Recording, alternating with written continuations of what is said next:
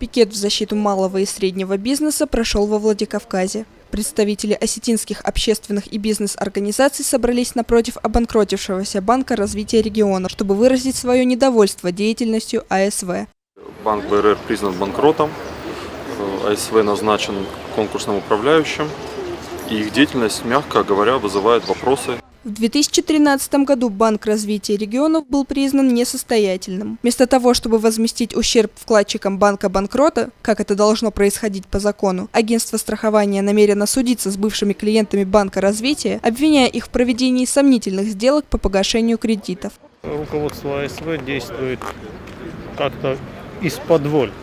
То есть мы не можем понять причину, не идет на контакт, не идет на какие-то объяснения действий незаконных, как мы считаем. АСВ предлагает предпринимателю повторно заплатить за кредит, который мы уже оплатили. Это нонсенс. Представитель агентства по страхованию вкладов отказался давать комментарии. Контакты идут через пресс-службу. Пожалуйста, туда направляйте заявку, они все вам ответят. И нам объяснили, что вы конкурсный управляющий. Это неправда.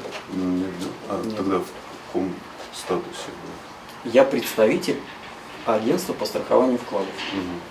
Давать интервью или каким образом комментировать я не уполномочен. Пожалуйста, обращайтесь в пресс-службу. Там вам выделят специального сотрудника пресс-службы, который ответит на ваш вопрос. Действия АСВ чреваты серьезными последствиями для экономики республики, считает опытный предприниматель Сергей Лапинский. Но если даже предположить такое, что АСВ может это выиграть, я уже сказал, республика получит армию безработных дополнительно, республика лишится части вложений в бюджет в виде налогов, республика лишится части работодателей. Давайте нас называть не бизнесменами. Мы работодатели. Обе стороны пытаются отстаивать свои интересы. Одна действиями, другая на данный момент молчанием. Ирина Круглова, Алан Гасанов, Осетия ТВ.